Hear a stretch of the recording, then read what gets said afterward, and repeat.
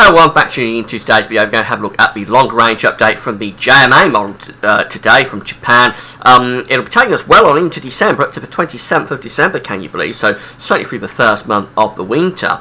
And then we're going to have a look at what may be happening with next week's normally, but could be on the way for the end of next week. Still really hard and difficult to work out what's going on, with an absolute nightmare to pin it down.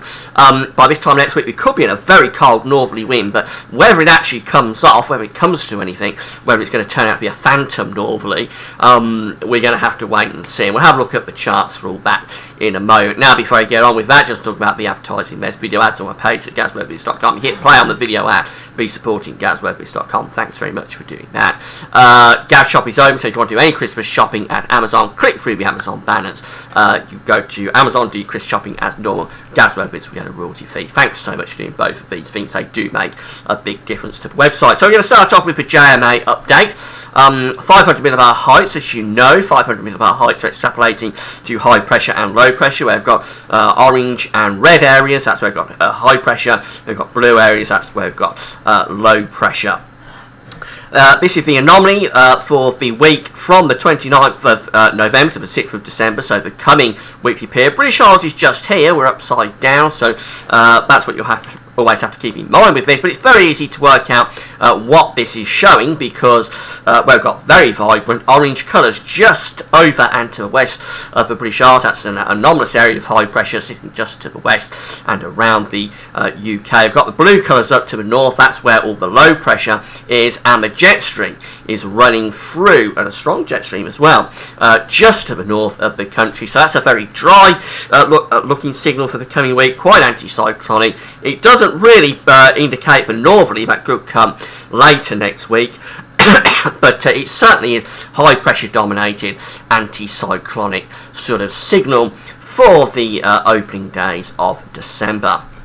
As we go through to the second week period, which will take us from the 6th to the 13th of December, no real change actually. The above average heights sitting again just to the west and the southwest of the country, but below average heights indicated by the blue colours, below pressure all up to the north and to the northeast of the country. Again, the jet stream is coming through, something like that, so it's basically a westerly jet stream.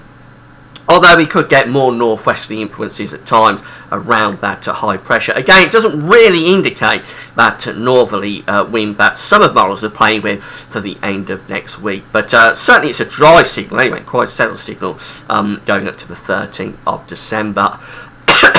Then finally the 3rd and 4th weeks, which will be taking us from the 13th to the 27th of December, and well, look at this, no real change there.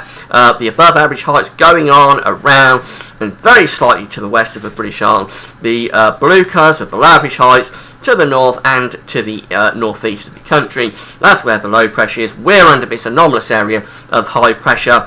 No change in the pattern, and that could be a very dry December actually. If this comes off, what the JMA is seeing for December, this could be a really, really dry December. I don't think we'll be having to worry too much about flooding this month. It could be quite chilly though, with that area of above average heights, the high pressure sitting more or less over the top of the British Isles. Could be quite cold. We could get a lot of frost and fog, particularly as we get through towards the latter stages of December. But certainly in terms of precipitation, that is a very dry looking December, I have to say. Now, the city temperature forecast, I should say, from the CFS model. This is from the website webweb.net.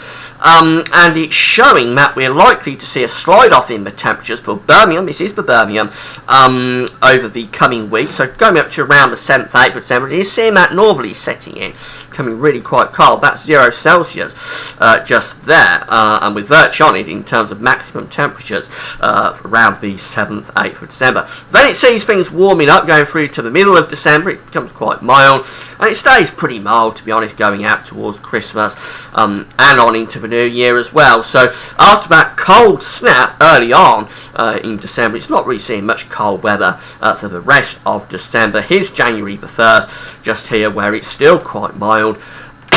And then eventually, if you get through to the first week of January, it turns much, much colder. The temperatures really do plunge away.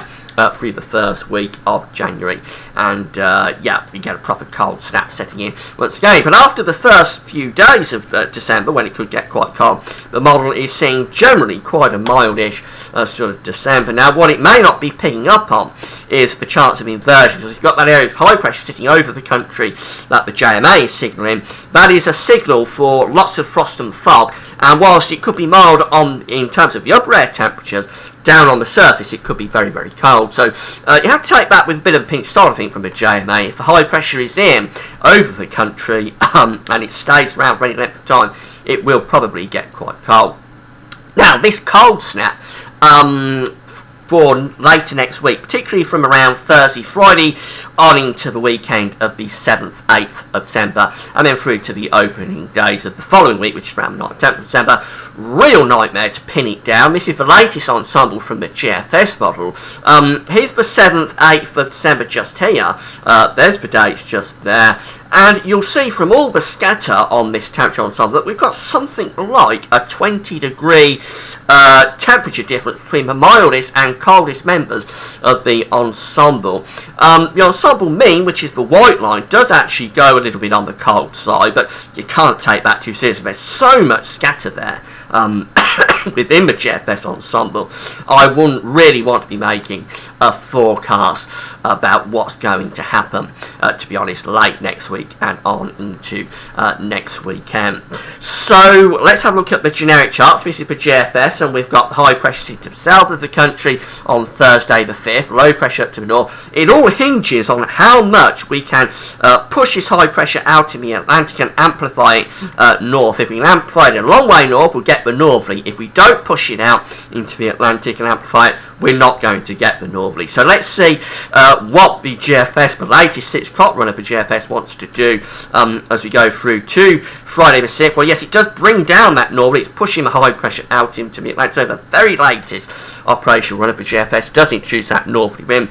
And we keep the wind in for Saturday the 7th. That's a very cold northerly. We'll bring snow showers to northern eastern parts of the country in particular. Notice already, though, that the heights are beginning to slip back southwards again. So it's the problem with this is that it's not an ideal pattern to be working with for a prolonged cold spell. Whilst high pressure may push north and amplify a little bit because the jet stream is so strong running in off the Atlantic, it's always barreling against that high pressure and trying to push it back southwards again. And that's what the 6 o'clock run does. So by the time we get through to Sunday the 8th of December, well, the high pressure has probably slipped back south again and bringing another area of low pressure through. Now, this is coming into cold air, so as it hits the cold air for Scotland and Northern England, it could bring snow. It will be rain further south, though. By day 10, Monday the 9th, that low pressure is a very major feature sitting to the southeast of the country, bring down a north or northeasterly gale, which would be introducing more heavy snow to the north and the east. But I think that's very, very overdone. I wouldn't be betting any money on that at all coming off that evolution. And the basic idea from this GFS run is that, yes, we do get that northerly in Friday, Saturday, 6th, 7th, but then the high pressure is slipping back again, and that may well introduce milder air from the Atlantic. The ECMWF again showing that high pressure pushing out on Thursday the 5th, so we are trying to amplify it a little bit into the Atlantic, and there it goes on Friday the 6th. It is going up towards Greenland. Bring down this northerly on Friday the 6th. And then for Saturday the 7th, we have a very good northerly there coming down across the country with the high pressure in the Atlantic.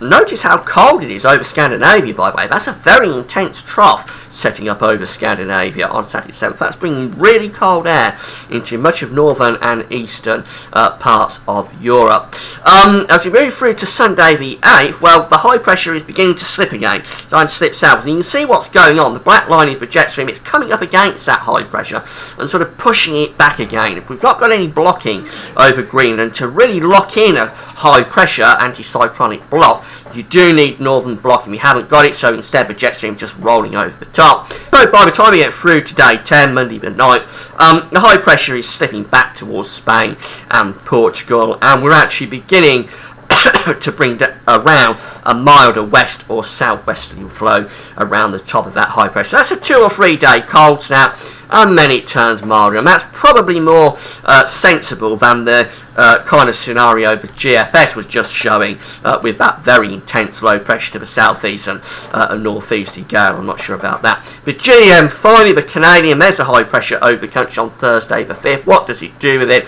Well, it tries to ridge it into the Atlantic very, very briefly, but it doesn't really come off, and we never really get the northerly, actually, and the GM is not at all keen on this northerly.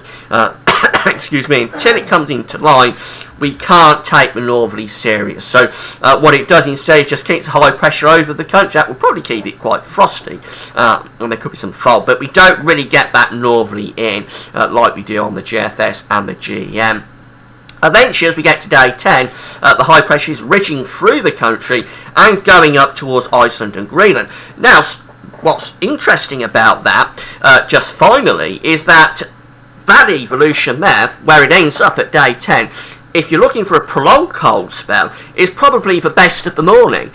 So whilst we don't get the northerly snap, we end up in perhaps with the possibility on the GM of a prolonged cold spell setting up that high pressure up there around Iceland and going up towards Greenland. If we was to undercut the jet stream, then that could really start to get very interesting. So it's all swings and roundabouts really. The GM is not seeing the northerly, but it is seeing the chance of locking in a more longer cold spell, whereas the other two, the ECM and the GFS, I think are more in line with a northerly snap, perhaps lasting 2 or 3 days, somewhere Friday, Saturday, Sunday, and then it turns quite a bit milder as the warmer air rolls over the top of the high pressure. That's probably the way we're going to go, I think, with this. I think we will get some sort of cold snap, but it probably won't last more than 2 or 3 days. And if the JMA is right, we're going to keep high pressure influences for most of December, so it's going to be a very dry month, in contrast to what happened last year when December was very, very wet, of course.